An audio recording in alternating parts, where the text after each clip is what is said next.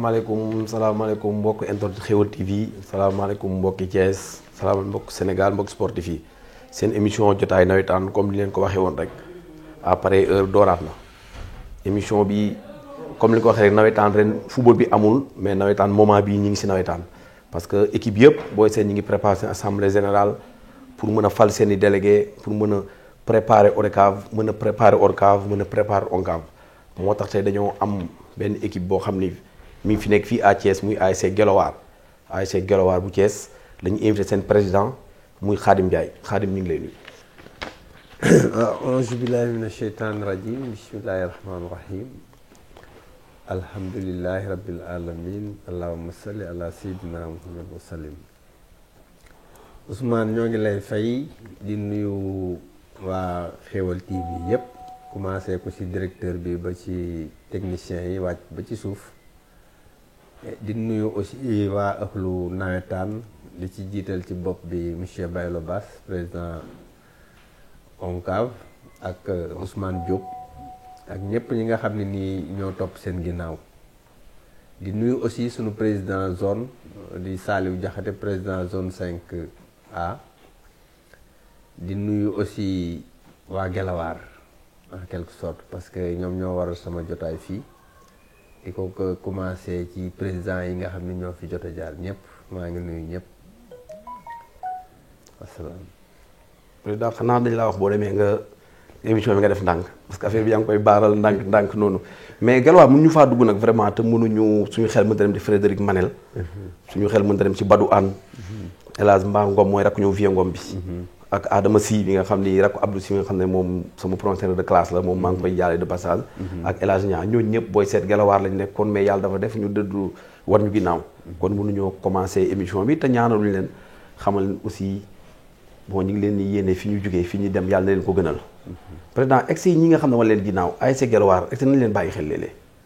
waaw Ousmane loolu dinaa ci sawar tontu parce que ñii dañoo nekkoon ak ñoom di liggéey ak ñoom liggéey bu rafet am na ci ñoo xam ne nii bokkoon nañu di jouer ak ñoom yàlla tey moom leen Guelwaar daf leen daral loxo spécial boo xam ne chaque année balaa ñuy commencé suñu benn activité nawetaan ak président bu fi mën a toog nag dañ leen di dajale defal leen kaamil bu ñu defee kaamil bi ba pare nag doo ko jublu ci saison bi loolu moom dañ leen koy defal chaque année ba année bii passé donte joué wuñu sax def nañ ko kon nag ñu ngi leen di bàyyi xel bu baax di leen ñaanal yàlla aussi yàlla àggale leen ci àjjana yu gën a kawe yo quoi. waaw président ASC Guelwaar boo ñëwoon Thiès laajte ko tey fan lañ la mën a wax fan ASC Guelwaar nekk. waaw ASC Guelwaar moom defe naa ni tur bi wuyu na borom parce que tey jii boo demoon di ko laajte boo dugg see Thiès rek boo jëlee rocade bi rek ba rond-point hôpital régional boo fa dee cëpp rek jaratul ngay laajte ASC Guelwaar foofu mooy ASC Guelwaar à ta droite. ban zone ngeen bokk si Thiès. ñun zone 5A lañ bokk. zone 5A. président sa jaar-jaar yow si nawetaan balaa ñoo dugg si waxtaan bi sa jaar-jaar si nawetaan.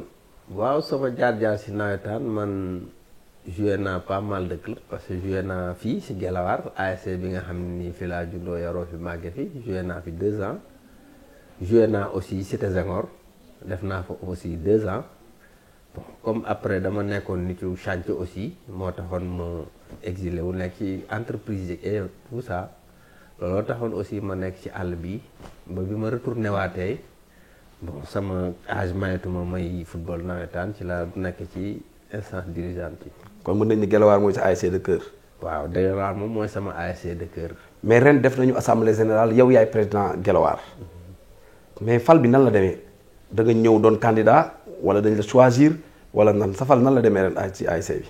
waaw man presque boo seetee dañu ñëw waxtaan ak man presque xam nga nawetaan aussi amul nommé waaw amul nomination parce que nawetaan lépp consensus la. ñan ñoo ñëw waxtaan ak yow.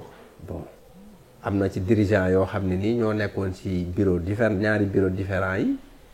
ñaari bureau la woon avant ngay ñëw. amoon na bureau boo xam ne nii moo fi njëkkoon nekk avant président bi Thomas di ko jël. boobu président Diakhaté moo ko doon diriger. foofu aussi amoon na ay membres bureau nouveau bi aussi amoon na ay membre ak yeneen mag yi nekk ci nga xam ne nii ñoo nekkoon. kon mën nañu ni ASC bi rek ñoo ñëw. ASC bi ak globalité daal moom laa la mën a wax. ñoo ñëw ñu waxtaan proposition la quoi. waaw ma rafetlu ko aussi xam ne bon comme nekkoon naa ci man tam di proposer ay nit ñuy nangu.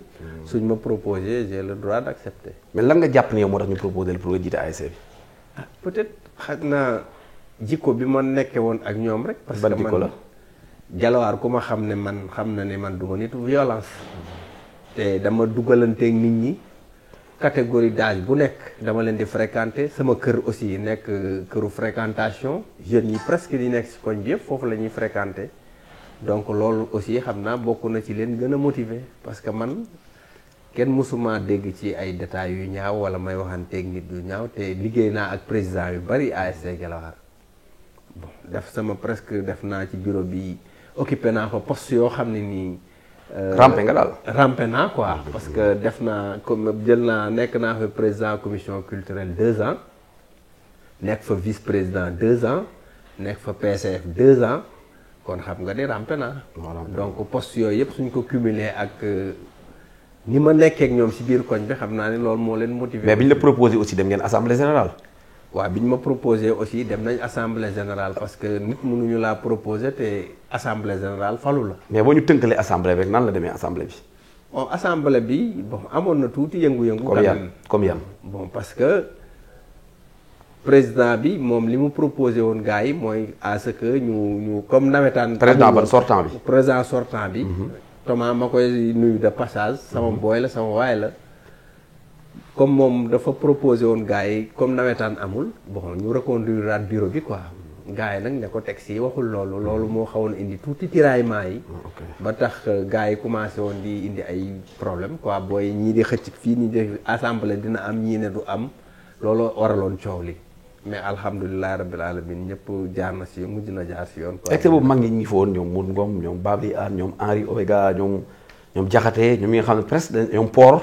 ñi nga xam peut-être dañ xamoon ci Gelawaar ak sa ASC ba ñëw fa woon. bon en fait bon am na ci ñoo xam ni ñëwuñu. xam naa nag par manque de temps la wala manque de communication la parce que àdduna aussi communication bokk na ci li koy doxal. ndax affaire nawetaan ku ne xam na ni mag ñi ñu ci bëri dañ see commencé di rocc seen loxo.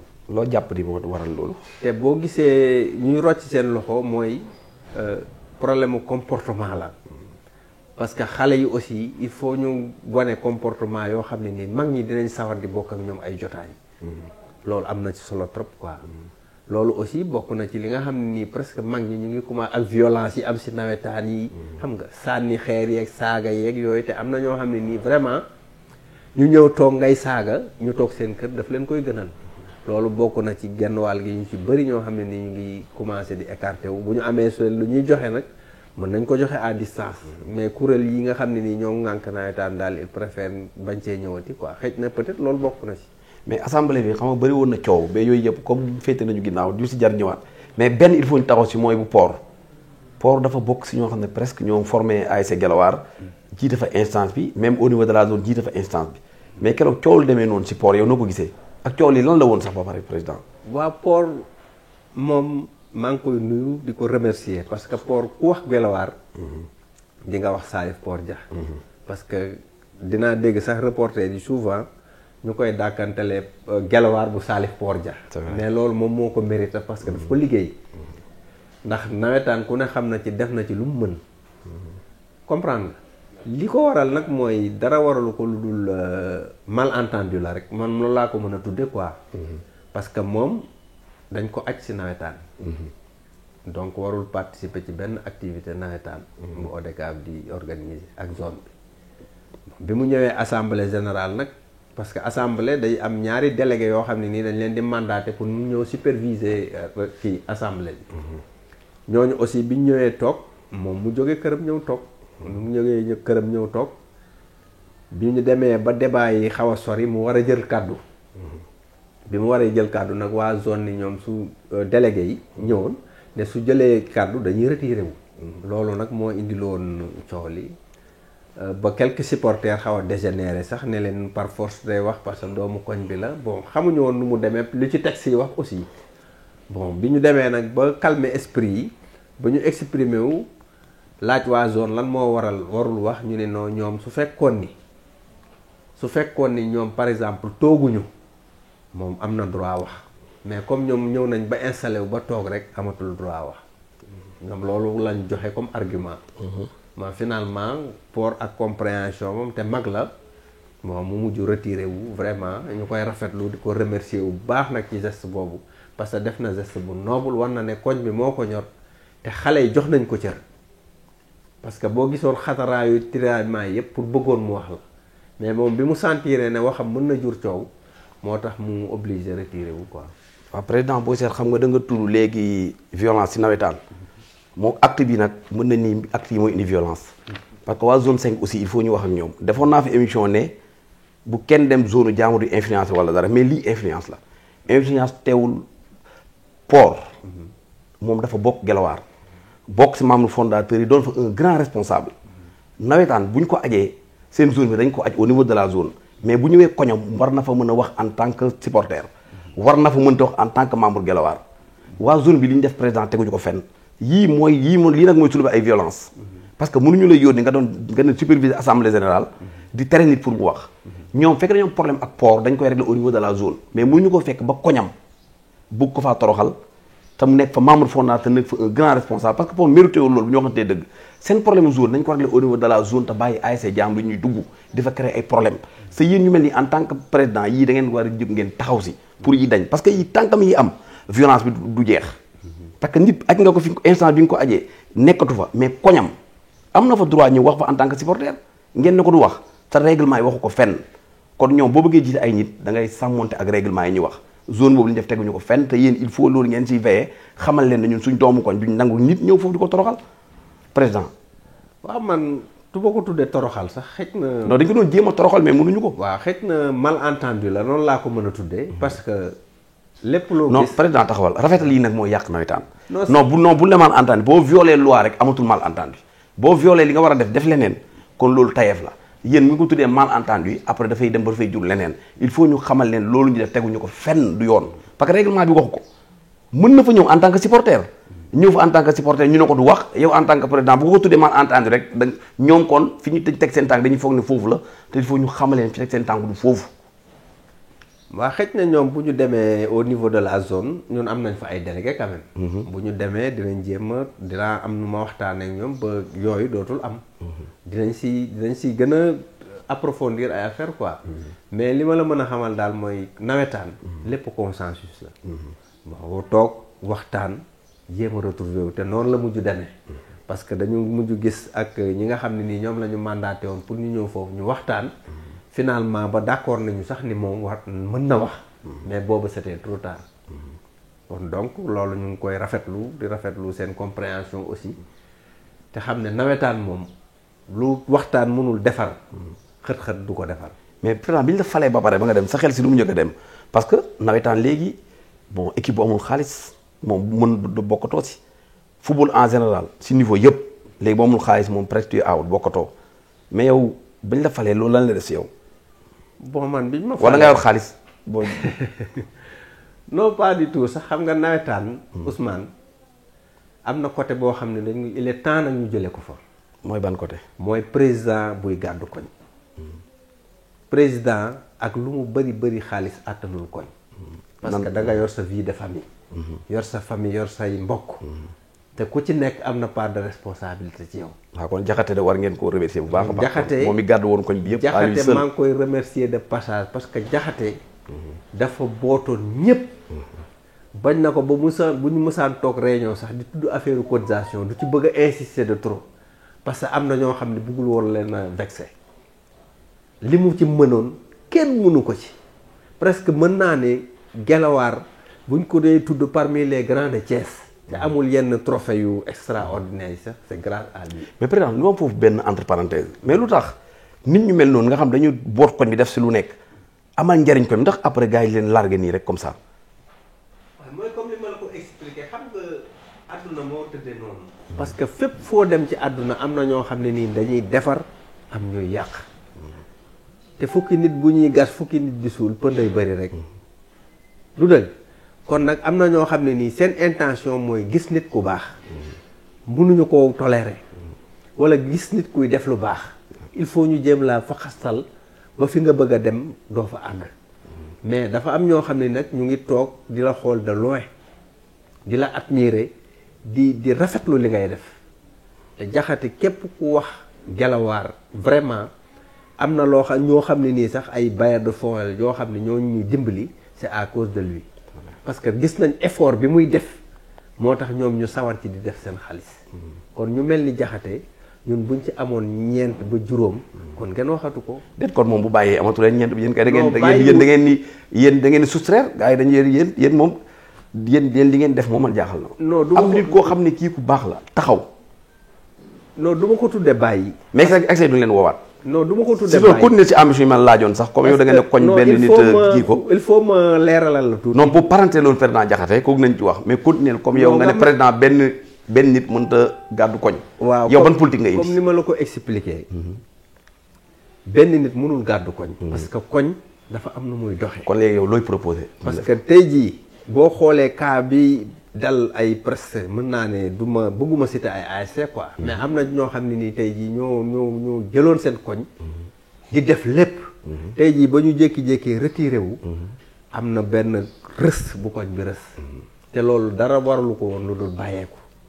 man nag politique fii nekk naa fi président commission financière. comme ni ma la ko expliqué pendant 2 ans.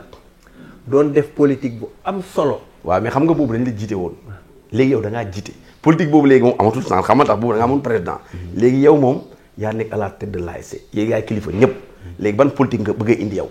mais man ku ne xam na ni man li ma mujjee mën a ci Gelawaar mooy politique gu récolter ay fonds wut xaalis. kon su ma ñëwee en tant que président. waaw yoon wi may jaar defe naa ni jarul sax ñu ma koy tracel parce que man foofu laa jaar ndax man loolu laa gëm. man li ma gëm mooy koñ bi ñun ñoo ko war a def. parce que loolu moo nekkoon sunu slogan 2018 je crois. ñoo koy def. donc comme ñun ñoo ko porter nag ne dañoo war a taxawal koñ bi réconcilier waat nit ñi. woowaat ñëpp anciens yëpp ku ci nekk nga ñëwaat. kon bu ñu dajalee ñooñu ñëpp nag. war nañoo mën a gàddu suñu équipe. liñ koy gàddoo mooy ku nekk laal sa poos. su ko defee bés bu ñu taxawee ci pénc ku nekk mën a am kàddu. ndax foo xam ni doo fa def dañ lay defal sa kàddu dafay yem. wala amoo fa sax kàddu. mais su fekkee ne su ma defee nga def su ma waxee war ngaa wax. soo amee loolu naqari aussi war nga koo défendre. waaw parce que nawetaan xam nga léegi dafa am phénomène bu ci am. phénomène jënd joueur c'est léegi ñëpp fa lañ nekk pour nga am yenn trophée yi il faut nga jënd ay joueurs. boobu moo fi am wala soit nga xëccaat say doomu koñ ngeen defaraat ñëpp ñëwaat ngeen ko 100% Gelawaar. ñaar yooyu il faut nga benn option boobu ban nga si jël yow. xëccaat doomu koñ bi ñu ñëpp 100% Gelawaar wala da ngeen opté pour jëndi ay joueurs de niveau pour am ay trophée. waaw xam nga loolu en tant que président yow ban nga si opté. bon man j'opte pour les deux.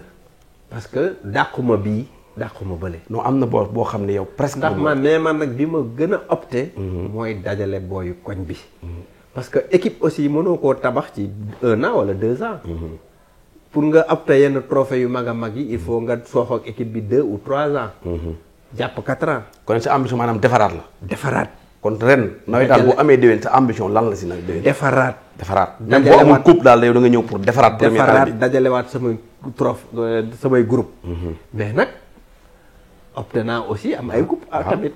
waaw ak dajale bi aussi coupe mën na si ñëwaale. waaw mën na si ñëwaale mais daal sa option mooy yow il faut nga boo waat doomu koñ bi ñëpp ñëwaat joueurs yi dëkk si koñ bi ñëw football si ñu xam 100% Gelawaar bi ñuy gis. voilà parce que 100% boobu daf ñu manqué woon. te il faut mu amaat. te pour mu amaat il faut doomu koñ bi yëpp retrouver wu. joueur dirigeant. ak ancien entraîneurs yi. ak technicien parce que fii y a pas mal de techniciens. du dëgg kon nag il est temps que ñu dajaloo ñun ñëpp autour d'une table waxtaan jéem a seet nan la ñuy defare suñu équipe parce que boo seetee 2007. li ñu yóbbu woon ci ñetti édition finale yi. coupe maire coupe zonale départementale. ba demi-finale régionale. mais dañu amoon équipe boo xam ne nii mooy génération ñoom Maggi Ali Zebo rek yooyu. ñooñu presque def nañ fi 2 ou 3 ans doo ko accéder ci niveau boobu. donc équipe noonu lañ koy liggéeyee da nga koy liggéey pour des années à venir. mais doo ko liggéey rek pour ren jii damay dajale 10 jours jëndal leen ay 1 million 2 millions et quelques. pour benn trophée soo échecgee da ngay perte. donc jënd bi moom gaa duma ko dax. mais nag du nekk loo xam ne nii moom la ñuy jiital comme priorité waaw kon li ñu jiital comme priorité daal mooy dajale sunu waa koñ parce que fii am nañ fi jeune talent yoo xam ne nii ku leen defar teg leen loxo tey jii li nga bëgg mën nga ko am. waaw mais 2026 nawetaan dañ koo def daanaka l'année des grands rassemblements. fusion yi bari na. équipe yi génnoon si yenn koñ yi ñu ngi dajaloo waat dañ jox exemple rek Arlem ak Cosmos. yéen jàmbaar si yéen la génn étoile si yéen la et non yéen a génn si étoile. jàmbaar tamit génn si. yëpp nekkoon Salamine. exe bokk na ci seen i xalaat ñooñu ñëpp demaat ba doon benn. bon loolu moom idée bu rafet la parce que gis naa pas mal d'équipes ñuy def fusion mais dàquma ko nag mais bokkagul ci suñuy ambition. bokkul seen ambition bu ngeen dajaloo waat. bokkagu ci nag lu tax sérieusement parce que Guelwaar aussi dafa commencé nekk équipe bu mag. mais bu ngeen boolee gën a nekk équipe mag. loolu kenn weddiwu ko. mais tamit wala bëgg leen équipe bu mag a mag a mag. hankay mais ñun boo seetee suñu cote de popularité fii ci Thiès. am na ci koñ yoo xam ne nii sax ñu ngi leen di tudd équipe yu mag te ñoo leen ëpp ay supporters. waaw te loolu dara waralu ko lu dul koñ bu yaatu. Guelwaar dafa tuutiwul aussi. waaw mais yaatu bu ngeen si boolee étoile ak ci du gën a yaatu. parce que yëpp si Salamine lay doon. mën na nekk mais peut-être à l'avenir. mais yow sa magistère moom xalaatoo ko si. bon booleegu ma ko sama. booleegu ko say programme waaw pour le moment. kon bii daal di bokk say programme. déedéet mais nawetaan ni muy déroulé yow en tant que acteur. def nga su nekk ba doon président ASC. tey boo leen doon noté sur 20 ñaata nga leen jox. bon nawetaan boo ma leen doon noté sur 10 laa leen di noté Ousmane. non ma sur 20 ñaata nga leen jox 10 sur 20. 10 sur 20 lu laa tax leen jox parce que nawetaan il est temps nag ñu xoolaat programme yi tamit. naa dafa am yu baaxul quoi. waaw parce que nawetaan bari na ci waxuma la ni lépp baaxul lépp baax na. non amul 100% àdduna moom. waaw mais am na ci yu bëri yoo xam ne nii baaxul. comme yan. parce que tey jii ni ñuy programmer match yi. guddee gi muy guddee. baaxul. d'accord ak parce que loolu bokk na ci li yokk violence bi. ok te nawetaan aussi ku ko wax xale. waaw ndax am na heure boo xam ne bu fekkee ñu ngi koy jouer dootuñu permettre xale yi seen waajur yi di leen bàyyi ñuy seetaan. c'est vrai. te nawetaan guddee bi daal guddee bi. ak lan encore gënu ci. ak lan. ba tax bi ci des aussi ni ñuy sooxee ci année scolaire bi ni muy dérouler li ñuy jël ci année scolaire bi dafa bëri. dafa bëri parce que nawetaan mënoon nañ koo résumer rek ci parce que activité de vacances la. waaw mais comme yow ni nga bañee nii keneen bu ko bañee keneen bañ équipe bi day bari te équipe bi bari il faut mu yàqu yow boo nangu woon tey étoile ak jàmbaar ak ki doon benn beneen koñ nangu ko nangu boobaa nawetaan na gaaw a jeex mais yéen ñëpp fekkee bëggu leen fusionner équipe bi bu ñu matee 100 et quelque si ñett stade mais il faut nawetaan il faut ñu yeggale ko. non Ousmane pour ñu yeggale ko il faut mu xaw a yàgg tuuti. Ousmane xam nga gars yi des fois ci seen programmation lay doon rek. mais par exemple yoo xamante dëkk chaque jour match am si ñett stade yëpp bu nawetaan xasee ba commencé ñett stade yëpp chaque jour match am mais teewul équipe yi ñoo bari. mais des comme yow ni nga bañee fusionné keneen bañ ko il faut match yi yàgg dem ba janvier. mais nag mën ak lu mënti xew. mën nañu xoolaat seen calendrier. match yi bañu ma sax mu dem ba ba laal année scolaire bi mais ni mu ciy soree ak programmation match yi des fois ni muy soriantoo aussi. gënul équipe yi bari. non tey zone 5 bu joué il faut beneen doon joué zone 5 mu nekkee 10 équipes tey par exemple bu 2 joué ñeneen il faut ñu xaar. beneen semaine bi ngeen di aayewaat équipe yooyu ñooy joué yéen ngeen xaaraat. day tey boo joué tey lundi. le premier booy seet mën nga joué waat ay le 12. te loolu li ko indi mooy équipe yi ñoo bari te comme si ambition boolewul si dajale équipe yi. kon nawetaan il faut mu gudd. lan moo baax si nawetaan. nawetaan daal li ma la mën a xamal mooy man su ma sañoon ñu xoolaat calendrier parce que boo seetee bu coupe zonale yi jeexee. final bu ñu jugoo ci phase départementale yi. foofu match yi day am ay écart. te pourtant mën nañ di ko programmer noo xam ne nii dinañ ko def ci timing boo xam ne nii. booy dinañ jàngi comprendre tuuti ñu def final départemental mais écart boobu moo sori. ok man foofu laay waxee quoi. waaw dégg nañu affaire léegi lan nga jàpp ni moo baax si nawetaan loo xam ne vraiment da nga leen si félicité. ñi ko jiite nawetaan daal bon li ma leen di félicité mooy wax dëgg yàlla ñu ngi koy taxaw. taxawu comme naan ñu ngi koy taxaw par exemple bon ñu ngi jéem a seet nu ñuy des fois organiser ak équipe yi. malgré li muy bëri. ñu ngi jéem a seet nu ñu koy organiser. mais ñu jéem a xool aussi bëccëg bi aussi parce que bëccëg bi dafa bokk ci nawetaan. man loolu rek laa leen di ñaax à ce que ñuy jouer bëccëg bi. soo waxee dañ koy teg ci critère dafa tàng mais nawetaan gars yi 15 heures lañ daan jouer. mais léegi boo xoolee match yu bëri léegi ñu ngi koy préférer di ko def guddi gi. pour di sóoraale ouvrier buy wàcc ak détails yu demee noonu te nawetaan ku ko wax di nga wax tawte ak naaj bu tàng moom nawetaan ñoo ànd parce que période bi ñu koy jouer la.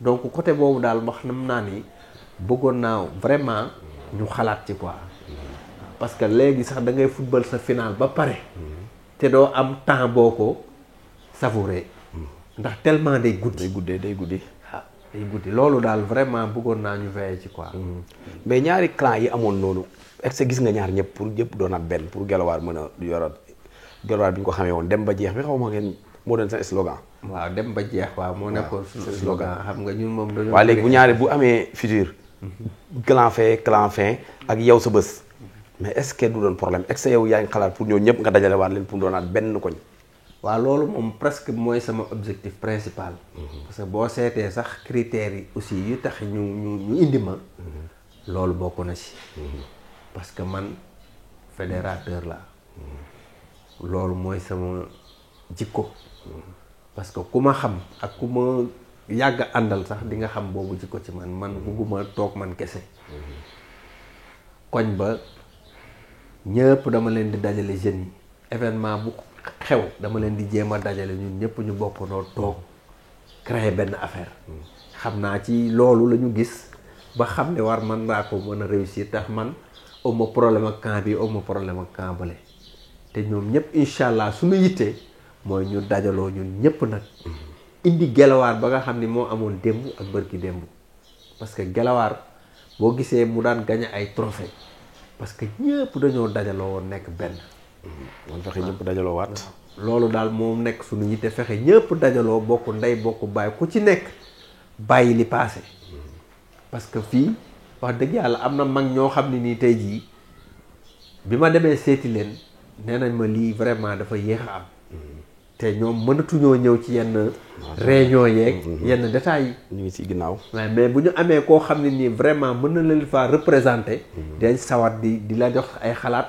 dinañ sawar aussi di laal seen poche. par exemple sa zone 5 kañ la ñuy def seen assemblée générale zone bi je crois dimanche la ñuy def seen assemblée dimanche waaw foofu tamit bëgg nañ fa lancer benn appel aussi parce que bu fekkente ni parce que les ASC la ñu wax ñoom ñëpp lañu def seen assemblée générale avant le 15 te dimanche defe naa le 15 bu jot kon lancer fa benn appel fekkente ni zone bi dañoo profité def assemblée générale bi tam na ASC yu defagul kon boobu assemblée c'est pas normal parce que dafa mel ni dañuy profité yenn bi fekkente ne nag ASC yëpp def nañ kon zone bi seen assemblée bi bu dimanche bi ma dañ ko reconnaître mais fekkee am na ASC yoo xam ne si biir zone bi defaguñu loolu du yoon parce que seen délai bi ASC di génnaguñ seen délai avant le 15 lañ leen wax moo tax ñuy lancer appel si ñaar benn bi mooy seen zone il faut ngeen xamal leen li ma waxoon sànq la ñu def Salif Dia Port teguñu ko fenn bu ñu amee problème ak kenn si instance ba na yem si instance ba mais source de violence yi ñuy wax yëpp fekkente ne ñoom ñi jiite ñoo koy indi problème dafa du fi jóg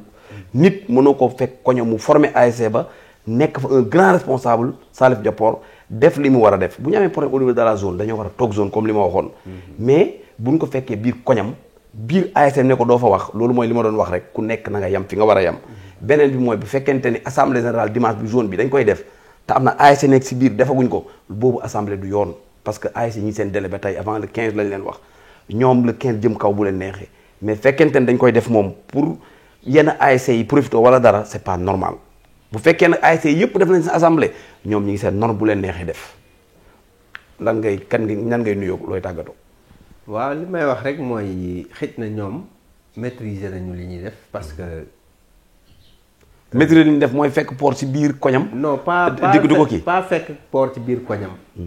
maanaam. c'est que boobu ko bëgg rafetal laa bañ nga rafetal maanaam ASC yi nga wax ni def na seen assemblée générale. waaw foofu laay waxee quoi. waaw parce que président bi il est assez mature pour jël yooyu responsabilité. waaw donc foofu laay waxee. mais li nga wax nii ci kaaw Salif Dia loolu kenn rafetlu ko. très bien. kenn rafetlu ko parce que port. lu dul yoon moom du yoon rek nee naa la dafa bokk ci xar kanamu Guelwaar. ndax Salif Port Dia nee naa la dem na ba reporter yi di ko dàkkantale Guelwaar bu Salif Port Dia. loolu nag boo gisee ñu koy wax c'est parce que daf ko liggéey si nawetaan. très bien. Salif Port Dia jiite na zone bi. presque pas mal d'années. loolu c'est vrai port moom ku ne xam nekk na président de la zone pas mal d'années. nekk na aussi trésorier général bu ODCAV. donc nawetaan lii mu ci tur bi mu ci am nii. daf ko mérité daf ko liggéey. du dëgg kon nag Guelwaar dafa am ñoo xam ne nii mënoo wax Guelwaar te doo leen tudd. c'est vrai. maa ngi profité ci occasion bi aussi di leen remercier bu baax muy président yi fi jot a jaar yëpp. lancé waale appel rek sa tàggatoo waale. maa ngi lancé appel aussi di féliciter aussi Thomas le président sortant bi nga xam ne nii man moom laa remplacé. di ko encourager bu baax parce que moom xam naa ne man koñam moo ko ñor. Guelwaar moo ko ñor. dafa fekk ni nag àdduna nu moom ku boot bu ki xaj baw la. munul ñàkk ñii dañuy bëgg rek ñii bañ. mais ñun lii suñu yitte mooy ñu booloo doon benn defaroo. te violence yi aussi ci côté jeunesse bi maa ngi leen ciy ñaax parce que nit aussi mënoo tabax dara tabaxoo ko ci yar ak teggin. donc maa ngi woo ñëpp ñu ànd ak yar ak teggin. jéem a tabax suñu koñ. xool nu muy développer pour ñu mën a échéance yi ñu jëm si ñu mën ci am réussite totale. maa ngi invité ñëpp nag. tëjuma sama buntu pour kenn.